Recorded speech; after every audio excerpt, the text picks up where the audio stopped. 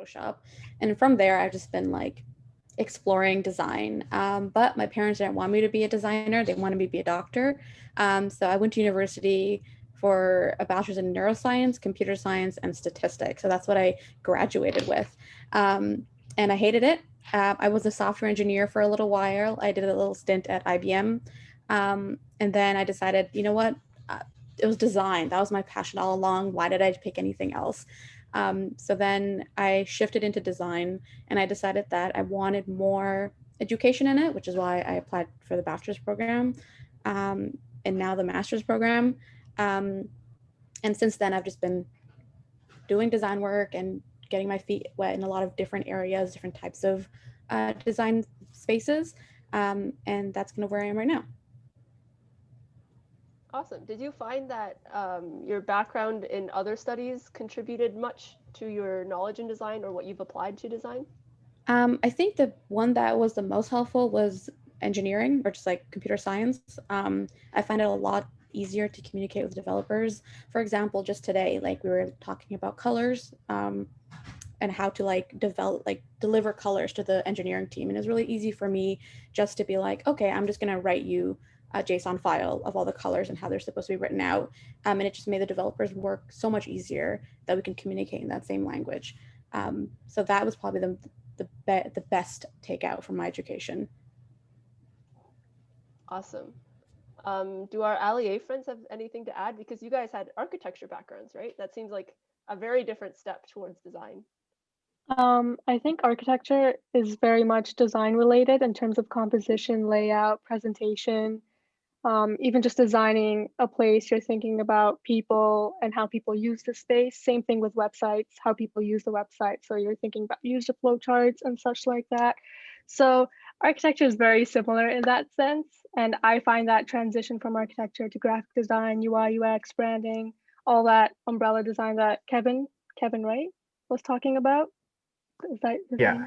Okay, perfect. Just making sure.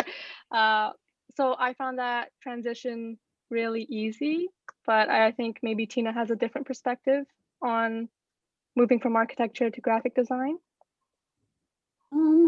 Actually, not really. I think it was quite similar to Yalda's because, well before architecture, I was always surrounded by design-related things, or whether it was like drawing and painting or making things or photography. I think my hobbies really contributed to me knowing that design was what I wanted to do.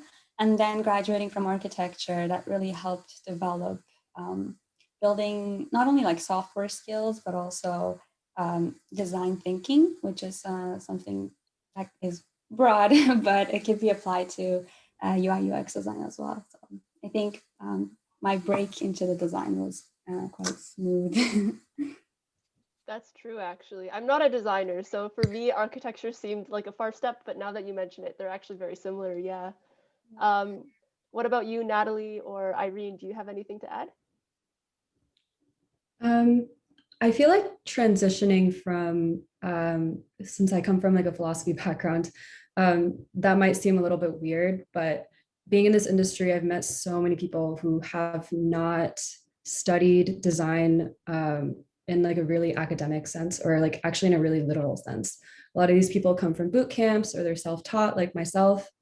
And they actually can bring in a lot of soft skills that they learn from their tangible academic backgrounds.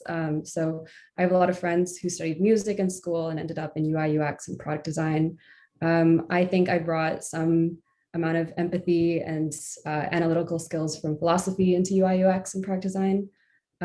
It's such a fluid and up and coming field that it's not really designed or defined by a very, very set amount of hard skills. Those hard skills you can develop through a lot of boot camps online or from YouTube, but at the end of the day, it's about how you work with people and how you empathize with end users. And honestly, it's about how you sell your solutions as well. So it's a pretty fluid field. Actually, for you, Natalie, how did you decide to go into design from philosophy? Yeah, that's a really funny story. So I did not really know what I wanted to do. So I took a couple of marketing internships and dabbled around in that. And from that marketing internship, my manager kind of realized that I was obsessed with product design related stuff. So he put me on more product design related stuff. So I honestly have him to thank for that. And when I was applying to Salesforce, actually, they saw on my resume that I had studied philosophy and they thought, oh, this is super weird. We really need to interview her. And I can't promise it's going to be the case for any philosophy majors out there, but it just goes to show that it's not an enclosed space. A lot of people who are in design know that it's actually really fruitful to have a background elsewhere. And if you have the dedication to improve your hard skills, then you actually bring a perspective that not a lot of people have. That was an amazing story. Thank you. Finally, Irene, anything to add? I think you guys all nailed it on the head. I'll definitely repeat back that I think your journey is very important, and anything you find interesting or what you're studying now, you can always find ways to tie that in. And sometimes it might be hard to see currently, but when you're looking back, like you'll realize like, oh, hey, like I'm learning some things from this, or I've learned some things from that. And to add a little bit of color, I know some of my coworkers, they come from a background of theater. They come from backgrounds as comedians and children's book authors. So it can be a whole variety and a whole spectrum.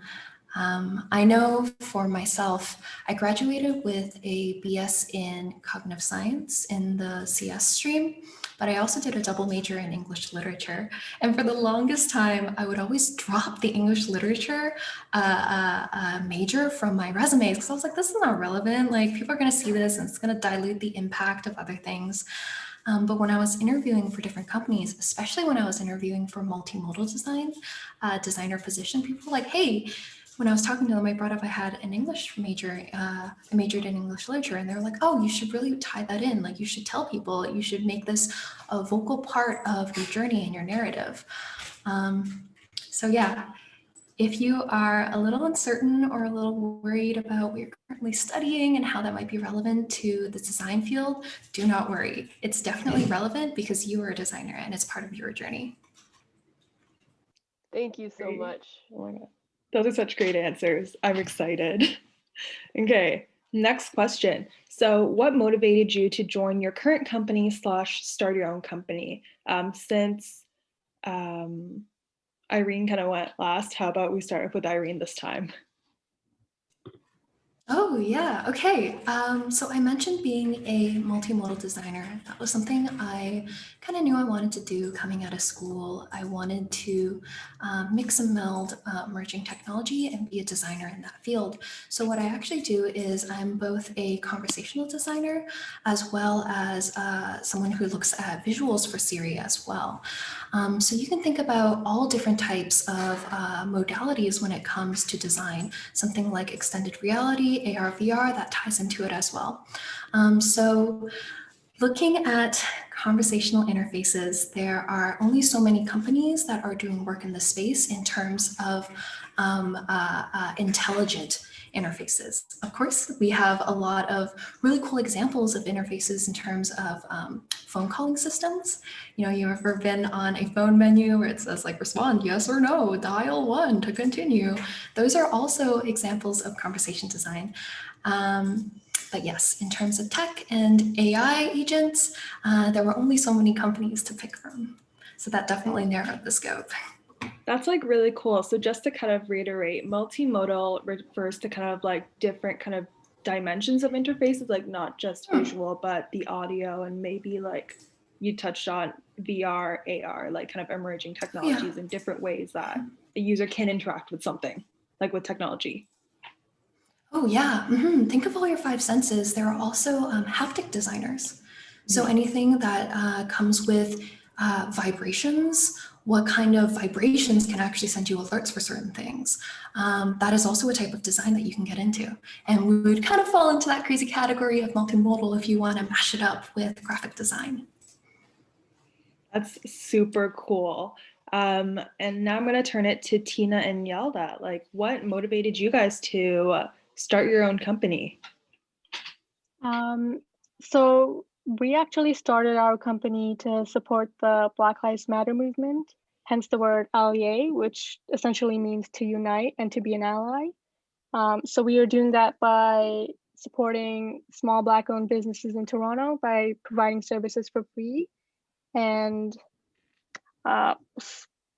it started like that, and eventually it grew into something larger to the point where we were having meetings with RioCan, which is a $14 billion corporation, and talking with the vice president of insurance.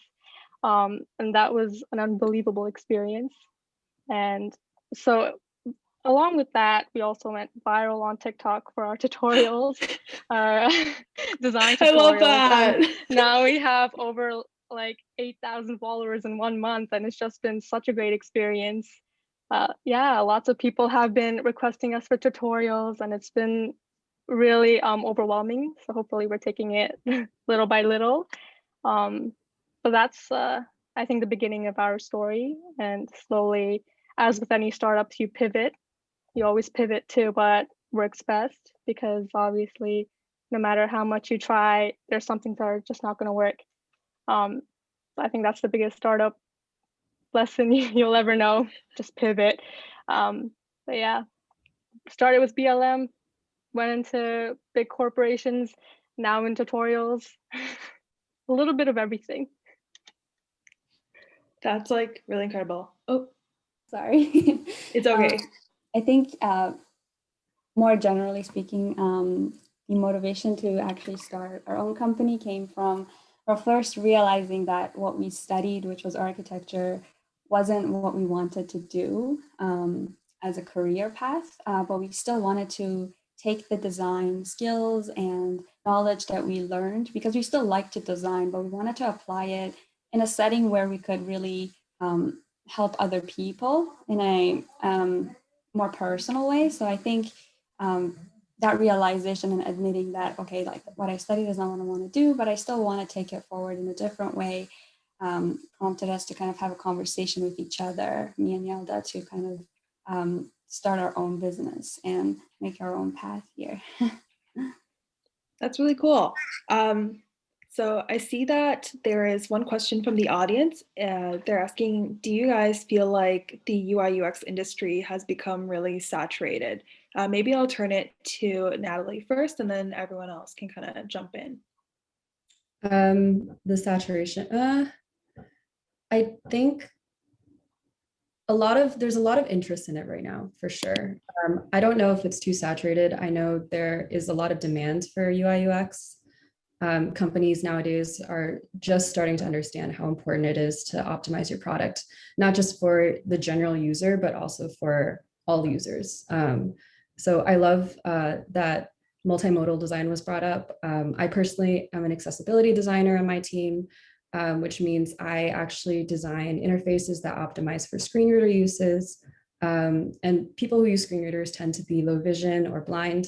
So right now, there's a lot of talk in the industry of how to ensure that all products are inclusive for all people. And as that issue becomes more and more salient, I think there's more and more demand for an increasingly narrow scope of what product design is. So generally, there is a lot more interest in product design, yes, but because there's more demand for it, it's also generating a lot more uses for it. And this is an incredibly fast, quickly evolving industry. So you have to keep up with the trends. I don't think if you're worried about like slots filling up because it's changing so quickly, I don't think that would be the case. Anyone else have anything to add to that kind of answer? Yeah, I can hop in. I think in terms of designers who are coming in and really interested in maybe establishing some design principles, I would say that a lot of emerging tech is very wild, wild west right now. So if you're coming in, you're like, hey, I really want to do extended reality stuff, then you can definitely be at the forefront of the situation and establish what might become norms or table stakes for AR, VR technologies, and what it means to have good design or good experiences in that field. Okay, for the sake of time, I'm gonna head over to some of the next questions just because we have a lot to cover and all of our panelists have given incredible answers. Are you guys okay with that, Natalie and Tammy, if we move on just for the sake of time? Yeah, of course. Yep. Okay. All right, so I'll pass this one off to Tammy first, just because last two questions. So what are some of the challenges of being a designer? I think some of the challenges of being designer. So my manager has a saying that I have stolen now. It's 90% of being a designer is being a PM. You have to really know how to communicate very well, not only with your engineers, but also with just everybody on the team, making sure you're keeping up to date. So for me, it's always been about how can I make sure I am not only creating the right designs and doing the right research, but also am I leaving the right documentation behind so that somebody in the future can come back and read through and understand why I did the thing that I did. I often find myself going through Jira and like updating tickets for why we did things a certain way. And that's always been like a big part of like dealing with that and coming to terms with understanding that a lot of the times it's not just, you're not going to be designing all day, you're going to be in meetings. I have upwards of 16 hours of meetings per week, where I'm just there actually like engaged in conversation and like getting into alignment, having meetings with people, talking about what the right steps are. And sometimes when I'm in the middle of actually designing things, I get called into more meetings. And that was something that I wasn't prepared for until I actually got into it. It's like a lot of it is communicating, getting buy-in, convincing people, convincing stakeholders that whatever you're coming up with is important or it's right, and telling a story through it, all of it. Just to jump in, PM refers to product or project manager, and Jira is just like a software used for task allocation, in case anyone's like wondering. Yeah, I saw Yalda kind of nodding during that. I was wondering, Yalda, do you have anything to add as someone who is part of it, like an actual company? You were like, yeah. She knows what she's doing. I'm not messing with her. Yeah, I would imagine, yeah, like design is so much of like human computer interaction, right? Irene, Natalie, Yalda, do you guys have anything to add? Some of the challenges of being a designer, definitely to what Tammy said about being really good at communicating. I think one of the struggles I had was the component of like selling your idea to a client who knows nothing about design and trying to really like get them on board to something that is new and modern and contemporary. That's one of the biggest challenges I faced during my like freelancing or when I was working at other startups, for example. It's really trying to get that good storytelling component to sell an idea. But I think that's about it. That's my end. Tina, do you have anything to add? Me? Sorry, did you say Tina? Yeah, sorry. Oh, I'm okay. really. I know I'm really quiet. I'll just like pull up my mic more now. But yeah, do you have anything to add? I think just to tag on to what everyone's already been mentioning, just being able to, the whole selling of the idea, like I think people are very sensitive to that. Like they notice it immediately when you're trying to sell something to them. So it's just figuring out how to sell something without selling something, if that makes any sense.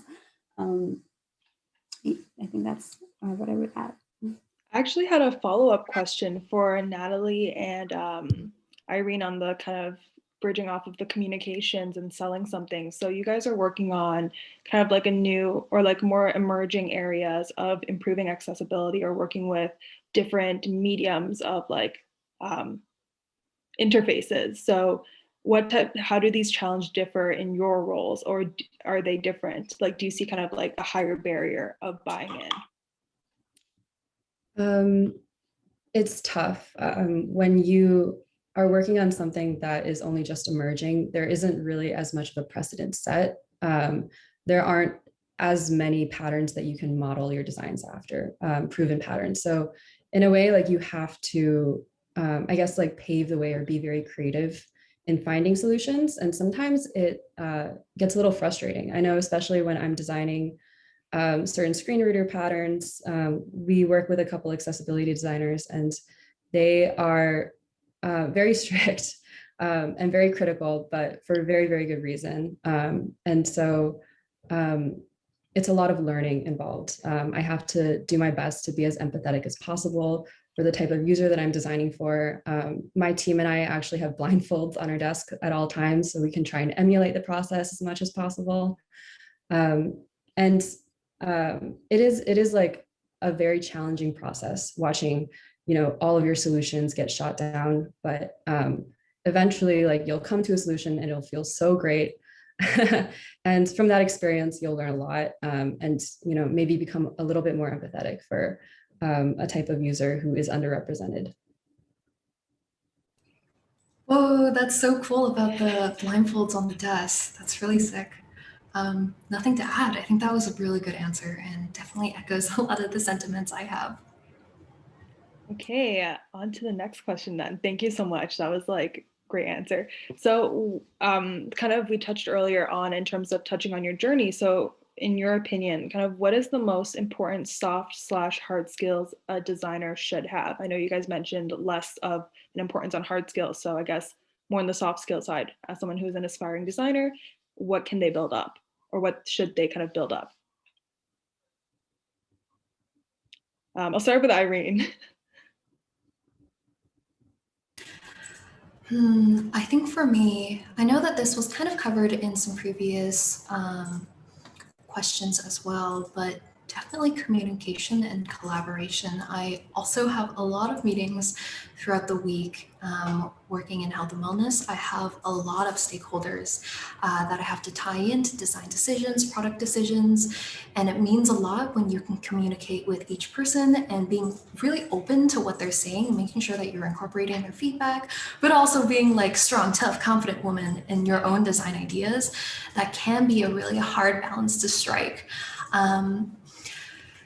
That's also something that I think is best learned on the job. So this kind of ties into, can you really prepare for something like that in terms of a soft skill? Potentially no, but it is something that you will definitely experience, and through that experience, you'll learn how to do it little by little. Anyone else have anything to add into that? Yeah, I just wanted to add that that particular skill is really, really hard to learn. And it's something that a lot of my teammates still struggle with after 10 plus years of design. Because every single engineer that you work with, every single PM that you work with will be very different and will have different collaboration styles. And there are going to be moments where you will have to compromise and redesign, or you'll have to hear them out. And there are also times where you have to stand your grounds, and striking that balance is really, really tough. But being able to be empathetic towards them and speak their language is extremely, extremely helpful. So I noticed that Tammy mentioned earlier that she knows how to code, and she found that really valuable. And I can attest that understanding how coding works and being able to speak with engineers on a somewhat equal level, being able to I guess, understands what their implementation process is like, really, really helps facilitate good relationships with their coworkers. I know this is kind of like a really commonly asked question, but like, in your opinion, do you think it's critical to have technical skills? Like, I know everyone talked about more of selling their journey. Like, how much of a value add is having that technical skill there to like your designer skill set? When you say technical, do you mean coding? Coding, sorry, yeah, coding. So in every job that I have worked at, in terms of design, they were always like, oh, this is nice, but it's never been the selling point. So, okay. Yeah. So it's like, I think what I've started seeing is that a lot of newer companies have been labeling front-end engineer with UX UI design. So then people get really confused about what it is that they're actually applying for, where they're like, oh, as a UX designer, you have to actually have coding skills. But my thing to that is usually that's a red flag that the company doesn't really understand what they're asking for. And they're asking for it for the sake of being like every other company. And that there's more to UX than just, like, it's not coding. But again, it's a nice to have, but it's not what's going to eventually get you the job. Yalda agrees. I see the head shaking. I've struggled with that so much. I actually talked to my coding friends who are like CTOs and run their whole developing team, and I asked him, for when you hire a designer, do you want them to have coding skills? And he said, I don't give a fuck. Hell no. He was like, I have a team of developers. I don't want a designer to come in with some half-assed code. I'd rather them know marketing so that their idea can sell to the users. And because at that point, I was still relatively new and I was scared. I was like, oh my God, I need to know coding. Otherwise, I'm not going to make it in.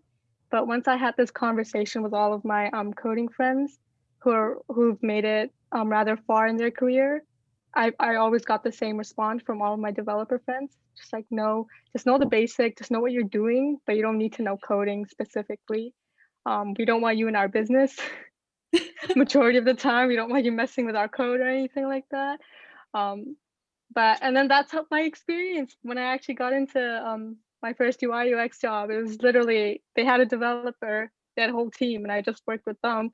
And it was just a collaboration. I didn't actually need to code out anything. It was awesome. Okay, thank you so much for expanding on your experience. Okay, we're gonna move on to the next question. All right, I'm sure this is a hot topic, and I'm sure everyone here is really interested in this, but how do you build your portfolio? And this is a very broad question, take it as you will. I'll pass it off to Tina first, since you haven't had a chance to talk yet, so go for it. So personally, I have a preference for simple, clean things. So grid layouts, white space, really learn to love white space in your portfolio design, because when people are looking through your portfolio for jobs, they don't stop. They just flip through it. And when you have more white space, you have more time for them to digest what you've put on the page. So I think that's one of the most important things. All the portfolios I've been seeing and editing for my friends or colleagues have been consistent with this problem of kind of putting everything and clumping everything into one page because they want to show everything they've done. And unfortunately, portfolios are not built to showcase every single thing you worked on. It's more like a sample presentation of your best work. So I think white space, and also be very selective with what you put in your portfolio. Maybe like 10 pages max is what I prefer mostly. That's great portfolio advice. Wow. I was actually, as I was sort of listening to this, I realized I actually don't know if I was to be a designer, how would I actually get started? And I think that's probably a question a lot of people have. And I kind of want to hear Natalie's take on this, because again, as a philosophy and econ major, like when you decided you wanted to do design, how did you start, I guess, with your portfolio? Or even like learning about design. No, those are really good questions. And I would say the first thing you should do is just do it. I know that sounds really, really cliche, but Figma is really easy to learn. It's free. Sketch is also really intuitive, even Adobe XD. I would say the best way to get started is just think of something, maybe like an app idea, like an app that you've always wanted to exist. Doesn't have to be realistic, doesn't have to be profitable, and just put pen to paper or put cursor to Figma and see if you can make it a reality. At this point, like, don't worry too much about things like usability testing. Don't worry about like whether or not it looks good, because just trying to do it and just trying to like document your process is already, helping so much. And, you know, as you grow as a designer and as you start more personal projects, you'll start to realize like your skills are getting there. You're learning more and more things about the software. Yeah, I would say just like passion and finding like an area or niche of design that you really, really want to see come to life is the best way to get started on a project. And there's like this common misconception with new designers that you have to have name brand things on your portfolio, or you have to have a lot of things. Speaking with my managers and speaking with my coworkers, they're a lot more interested in seeing like a really in-depth documentation, very simply laid out documentation on your portfolio describing how you got from point A to point B. They're not really that concerned about like, oh, did they intern for Apple? Did they work for Google when they were like 4? That's not the expectation. If you have a concept and you bring it to life and you lay out very clearly how you brought that to life, your reasoning, that is already so much better than what a lot of designers are starting off with. So I would say that's the best way to get started. I kind of actually have a follow-up question. So you kind of talked about like a hands-on kind of dive right in approach. Would you say like having like using kind of like having user interviews, like kind of going through all the traditional UI UX project steps are necessary to kind of show your processes, or can they be more like adaptations? Like what do they look for more specifically when kind of you're recruiting or like looking for a job? Yeah, initially having that process is really, really important. Even though eventually you might not be like, you know, a straight up user researcher, I would say when you're in your early stages of your career, it's very important to lay out very clearly why you did what you did. Every single intention or every single button has to have a kind of intention conveyed. You can't just have put it there because it looks good or like you like the colors. There has to be a reason behind it. And this doesn't mean you have to get like 50 user interviews. It just means that you have to be very clear that you didn't do this because you liked the colors or because like it's like strictly a UI thing. So yeah, like I would say that's important, but it shouldn't envelop your entire project. Mm-hmm. Tammy, do you have anything to add? Oh, sorry. That's okay. I was about to say the same thing. Yeah, go ahead. I am very passionate about this topic because I actually had so much issue with this in particular. And I think the first thing is that I see a lot of people doing is saying, oh, just give me a couple more days. I'm going to finish my portfolio and then I'll share it with you. I feel called out. You don't want to do that. You want to, like, the second you have anything, you want to show it to people, get feedback. Because what I started finding out was, because I did the exact same thing, and I started finding out that I'd work hours on my portfolio only for people to tell me that this isn't the right thing or this is the wrong thing that I was doing. So I could have saved a lot more time if I had just gone at the first place and then got that feedback and then built over. I feel like as designers, we have a lot of desire to be perfect, but as you kind of get into design and do more of this, you learn it's like an iterative process. So you're going to be spending a lot of time just throwing things out and trying different things until one sticks. So that means you can do the same thing in your own portfolio and build just like it, no matter how ugly it looks, it doesn't matter because it's not the end result. You're going to keep going at it, but just show it as early as possible. The other thing that I want to say about portfolios, when you build it, you want to stay away from large amounts of text because people will just go, their eyes will glaze over. They're not going to read all of it. So I like to really break up large bodies of text with interesting visual cues. So if you're going to be saying, oh, there are 3 things I did, show the 3 big numbers, or like provide a visual break so the person doesn't just skip over that giant section. Add pictures, show what you did, and really tell people stories through images. And that usually provides like more interest by the person reading it. Okay, thank you so much, Tammy. Looking at time, I know, are our panelists okay with sticking around a bit after 9, like till 9:10, like since we start on tea time? Okay, yeah. So we're gonna power through the next 3 questions so we can get to some of our audience questions, because I know there are quite a few. Okay, So touching on the previous question, what are some good resources you would recommend to get started in design? Let's pass it off to Irene. I think jumping off of the topic that we were just speaking about, I think one resource would be your alumni. So this might not exactly be what this question is looking for, but definitely reach out to people from U of T if you graduated U of T, people who have volunteered for whatever club. Reach out to your alumni, show them your work, talk to them, even if you don't have anything ready, just to understand where they are in their career journey and what was helpful to them, to get that targeted feedback. Because a session like this is really, really awesome, but I'm sure you guys are like really burning for that one-on-one time to get like your specific questions answered. So you can actually look for this yourselves, like you can reach out to people. That was something that I did that I found was very, very useful. So I would really recommend making use of human resources. Mm-hmm. Any other opinions on kind of like, I know Yalda and Tina, you guys came from a architecture design, so composition was always something that you're familiar with, but how did you get familiar with like the digital design space or like UI UX design? Like what kind of resources did you use to kind of transition your knowledge to there? Literally, like what Natalie said before, just do it. Just get onto Sketch or XD, Adobe XD, whichever any resource you can find or software, and just start designing stuff. Even if it's ugly, don't worry. Same thing as Tammy said, don't worry, it's process. You're going to be going through so many iterations.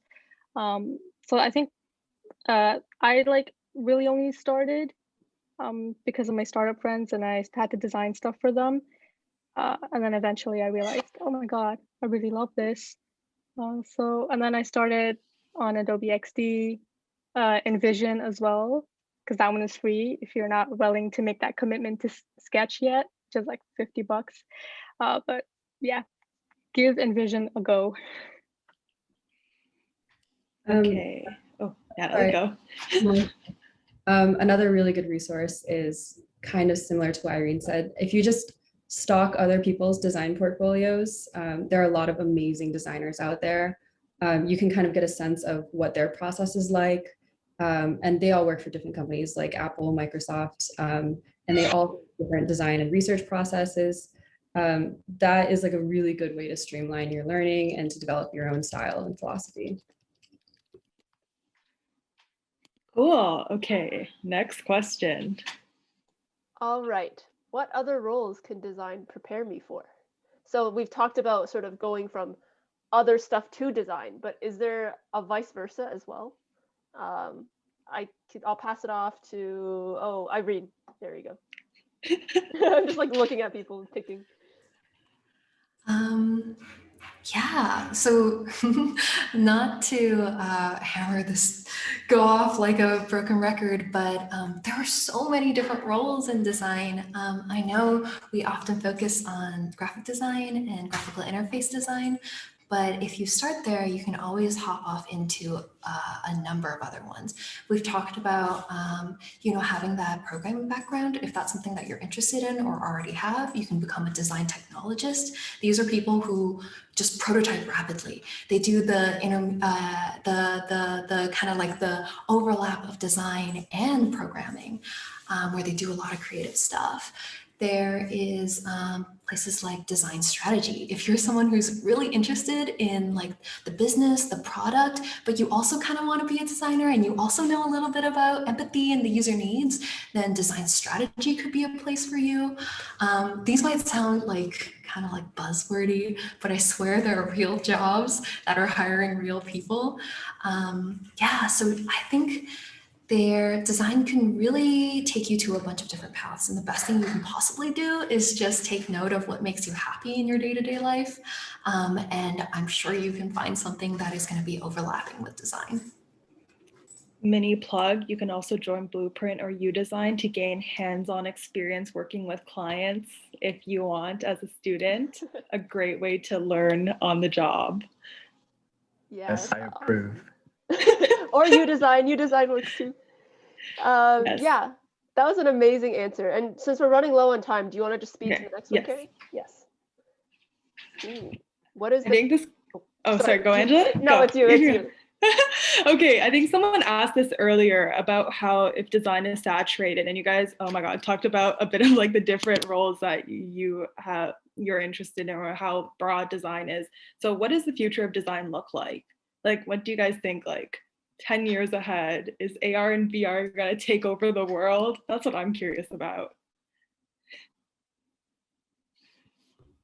Anyone can take it away.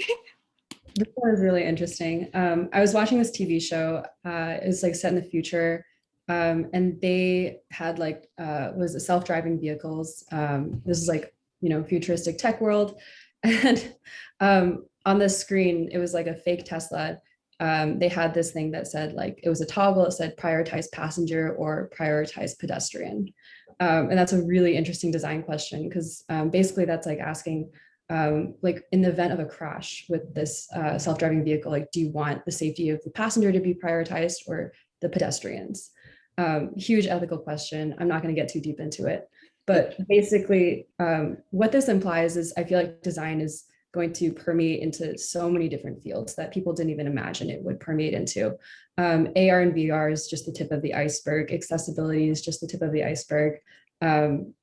The self-driving vehicle example kind of encapsulates, like, it's going to bleed into ethics, it's going to bleed into technology, it's going to bleed into automobiles, it's going to bleed into everyday life, how we organize our cities, how we organize our roads, etc. It's really, really such a fast changing industry. Thank you, Natalie. Anyone else have anything to chime in? If not, we'll hop over to our open Q&A from our audience then. The last thing I'd like to add is I have had conversations with my manager who happens to be like a design leader, and he's like been in the industry for like many, many years. And he shared with me that although it seems like those big companies like Facebook and Google, they have all their stuff together, in reality, everyone's still like learning. Everyone's still trying to figure out what is product design, what are we doing, and what really works. And sometimes a company will find a process that works really well, and then we just all steal from them. Design leaders, they tend to hang out with each other and share these ideas. And nothing is set in stone. Everything's constantly changing. And there's no real true process. I know everyone's like, what is your process? What is your process? There's no such thing as a one process, one true process, I guess.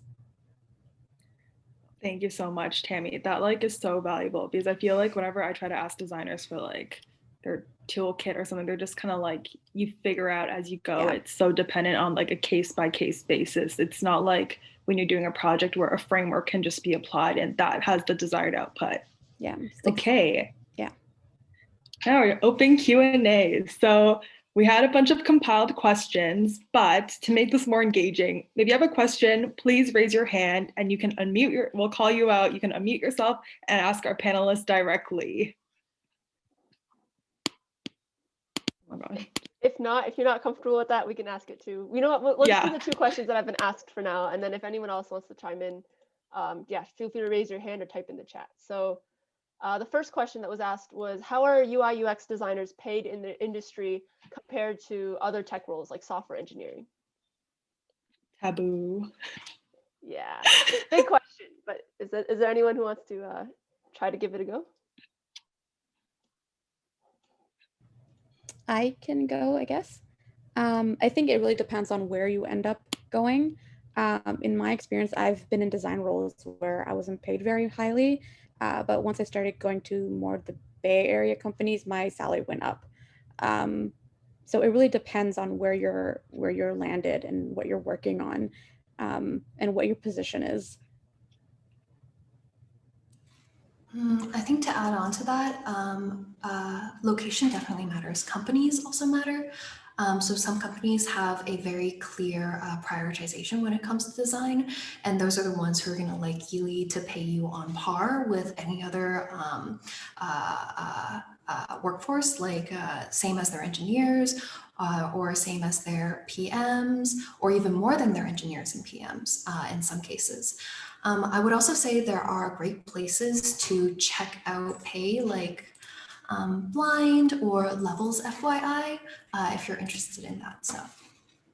I think Blind is only for people who work in like large companies, so it might be harder to get that information. But levels.fyi is a really good resource for that. Awesome. Thank you guys so much. And then the next question is actually pretty interesting as well. And I think Tina and Yalda might be suited to answer this one first, but have you guys encountered a situation where your design has to balance user needs and business needs?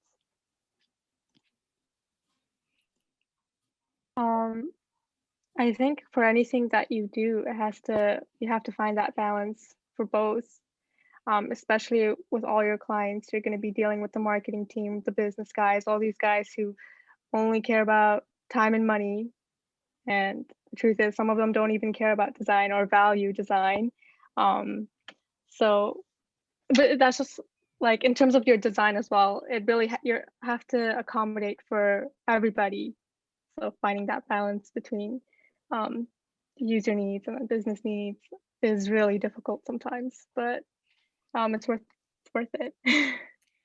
I'm more curious about like Natalie, Tammy, and Irene. Like, what does working with your PM look like? Because I feel like the PM is normally the one that kind of drives more of the business value in like the communication. So what does that process look like for you guys, balancing that out?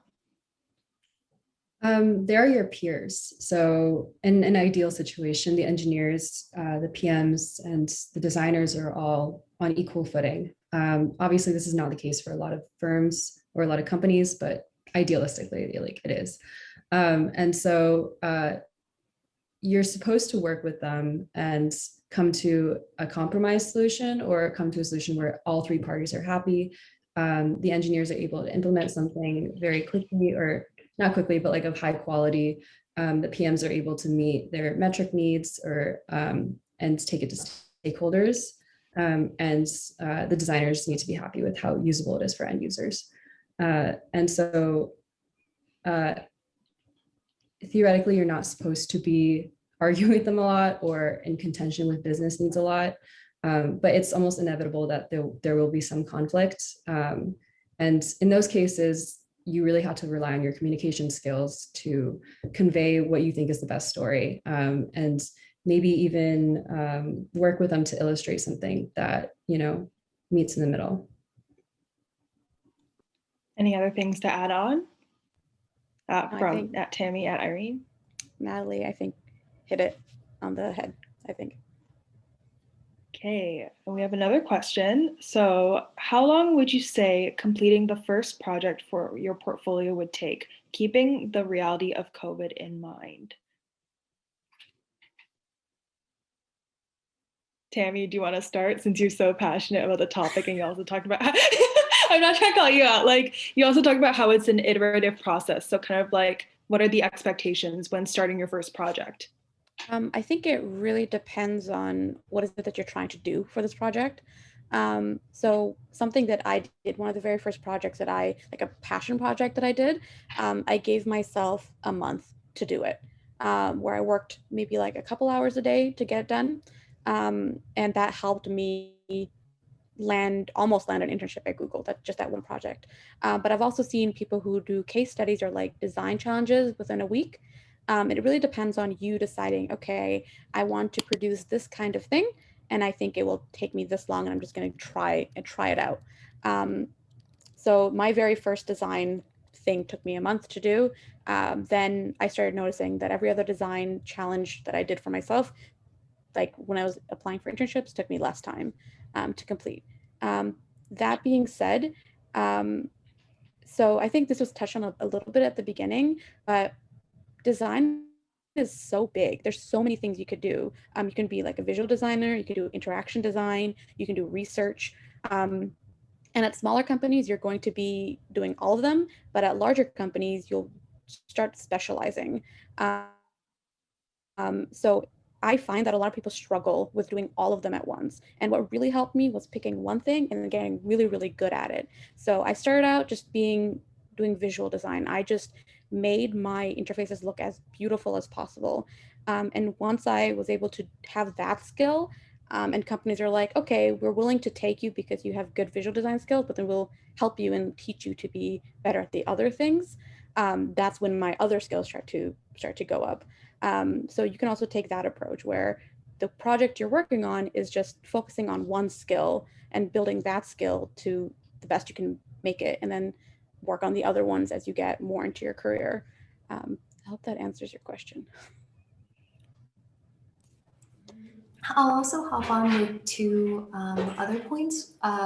When I initially started applying to jobs, I had pieces on my portfolio that were from hackathons. So it was one weekend of work and I put it on my portfolio. So it can be as little as that. I think another thing is that when I was also applying to jobs, I had portfolio pieces that were labeled unfinished.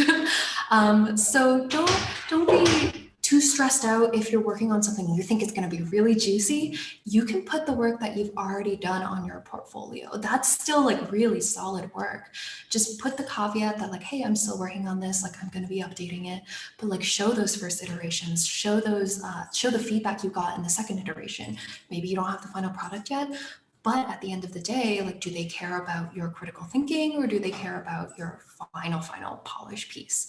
I think it can be a toss-up, and hopefully you'll have more than one piece on your portfolio. So having some unfinished pieces, having pieces that are, born from a weekend of work, that is all completely legit.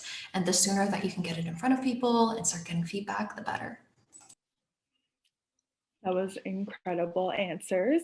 So it is now 9:09. We're going to start wrapping up the event. So if anyone has any final questions, we can try to answer them. Actually, I'm going to cut it off. I'm going to say we're going to try to wrap things up now. Yeah, actually, if anyone else does have remaining questions, though, feel free to stick around after the event, and we'll see if there are speakers that are able to stick around. And if not, you can just message us and we'll pass on the question and get them to you after.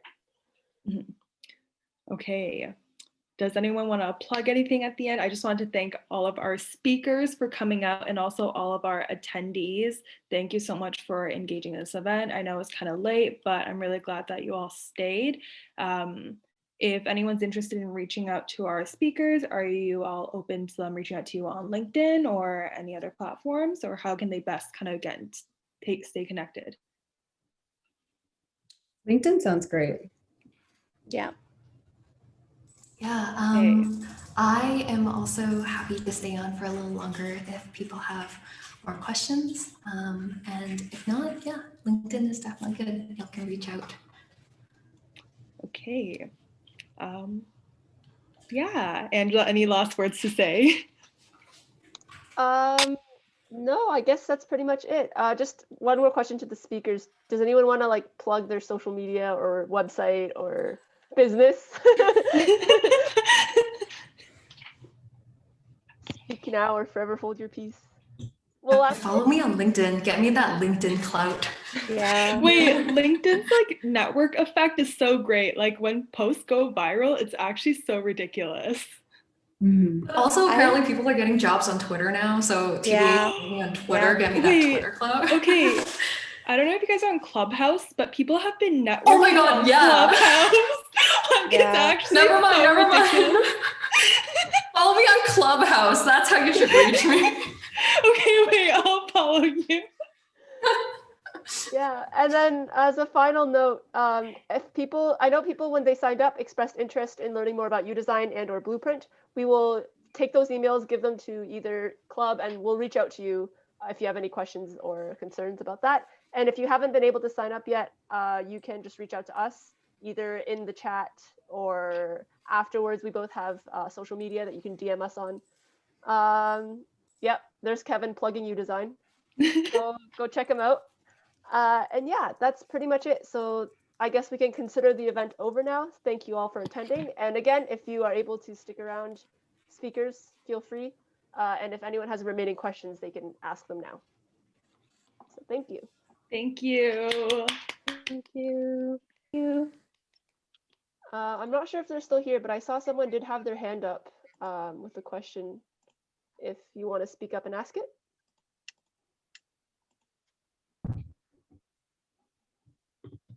or message, that works too. Hi, yeah, I had a question at the end there. I recently watched The Social Network on Netflix, and it got me thinking about some concerns I have for designing for big companies like Apple or Google or Facebook, because what they want to do is like create designs that make people want to like stay on social media for as long as possible.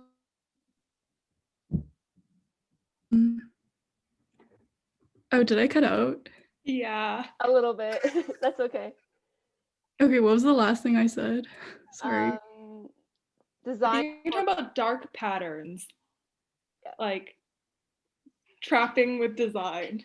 Yeah, like I was just like concerned about like the ethical implications of like designing for like big companies that just want to generate ad revenue. So I'm wondering if like any of you have thought or struggled with like the potential like ethical implications of your design work. I feel like the tech field sometimes doesn't consider those implications. And if you guys know of any opportunities for ethical design. I feel like this question's made for me. I love it. Natalie, go. Finally, I get to use my philosophy degree. Yeah, no, these are really great questions. And it's not just you who's asking them. Literally everyone in the tech industry is asking them right now. Are they doing anything about it is, I guess, like more of a question. I know at Salesforce, we have an ethics force that will like proofread all the stuff that we make just to make sure that it's aligned with like the big picture. Like it doesn't have like huge ramifications.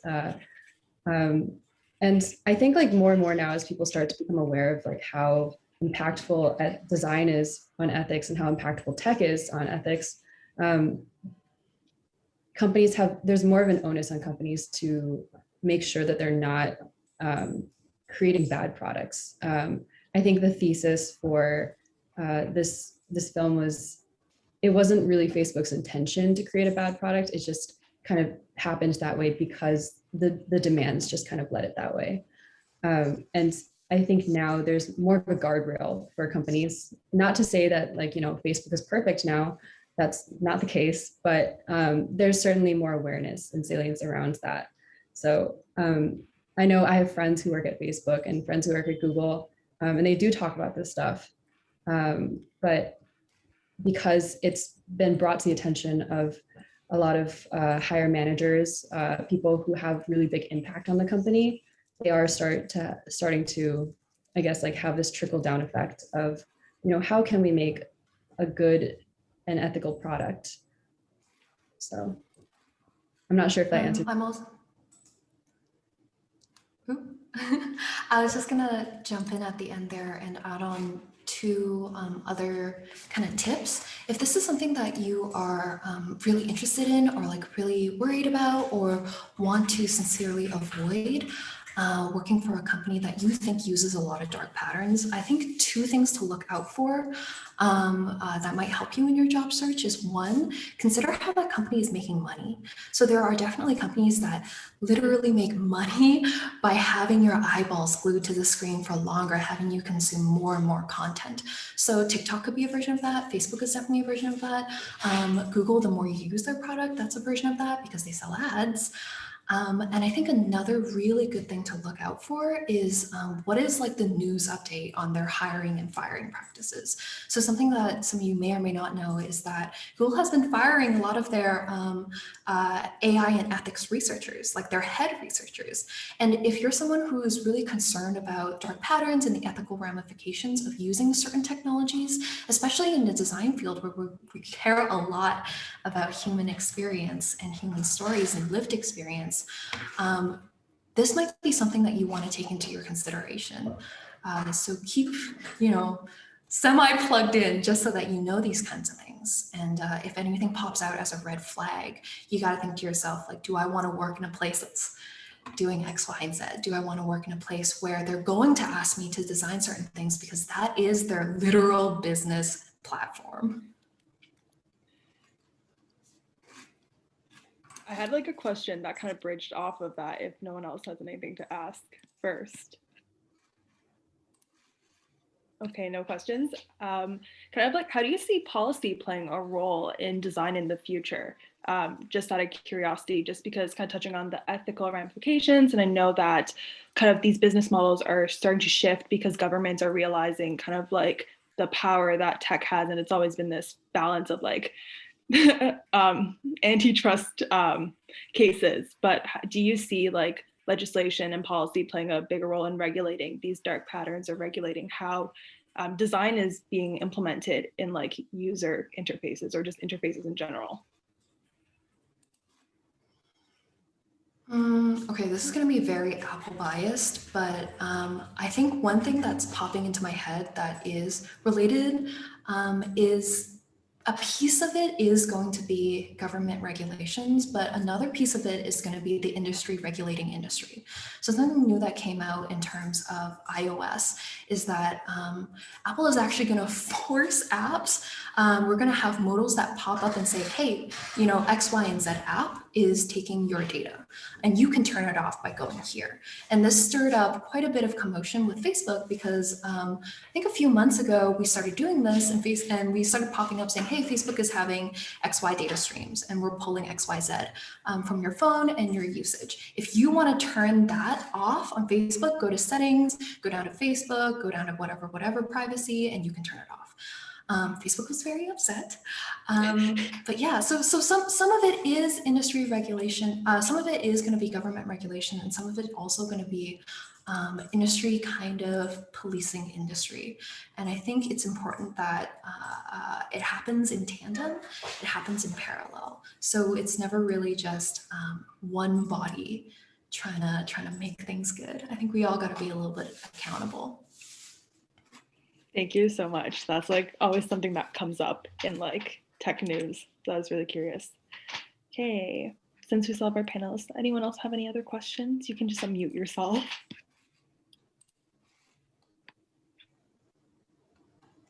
If not, I can just close the Zoom since we could just be here talking about design forever. I feel a bunch of like-minded people together, nothing can go wrong. So yeah, again, thank you so much, panelists, for doing this, for joining us. And thank you to the participants who are still here for sticking around. Follow us on social media, everyone. Nice. Have a good night. Or yeah, night. Or afternoon. Yeah, Yeah, afternoon too. Mornings. Bye.